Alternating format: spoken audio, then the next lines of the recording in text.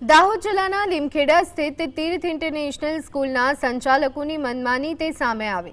ધોરણ 10ની બોર્ડ પરીક્ષામાં શાળામાં ત્રીજો ક્રમ મેળવનાર તેજસ્વી વિદ્યાર્થીની કૃપાલી ભરવાડનું એલસી ફી બાકી હોવાના બહાને સ્કૂલે અટકાવી દીધું। ભાજપના નેતાની માલિકીની આ સ્કૂલ દ્વારા ગઈકાલે એલસી માટે અરજી અપાતા જ એવું જણાવાયું કે ધોરણ 4થી સ્કૂલ ફી બાકી છે, જે ભર્યા પછી જ એલસી મળશે।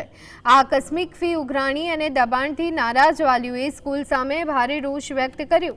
વિદ્યાર્થિનીનું ભવિષ્ય જોખમાતા વાલીઓએ આ અંગે જિલ્લા શિક્ષણ અધિકારીને લેખિત રજૂઆત કરી ન્યાયની માંગ કરી છે।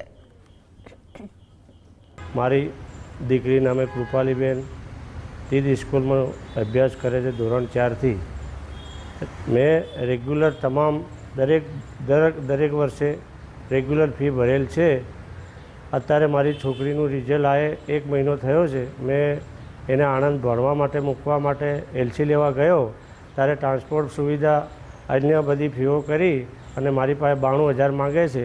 અને બીજું એવું કહેવામાં આવે છે, ધાર ધમકી એવી આપે છે કે અમારી પંચાયતથી પાર્લામેન્ટ સુધી અમારી સરકાર છે, અમે ધારીએ કરી શકીએ અને તમારાથી થાય તોડી લેજો, બાકી અમે 92,000 તમે ના ભરો ત્યાં સુધી તમને એલસી